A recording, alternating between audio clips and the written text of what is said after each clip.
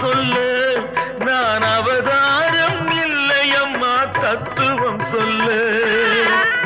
ஆதாரம் இல்லையம்மா ஆறுதல் சொல்லு நான் அவதாரம் இல்லையம்மா தத்துவம் சொல்லு பரிகாரம் தேடி நீ எவ்விடம் செல்ல எனக்கு அதிகாரம் இல்லையம்மா வானகம் செல்லு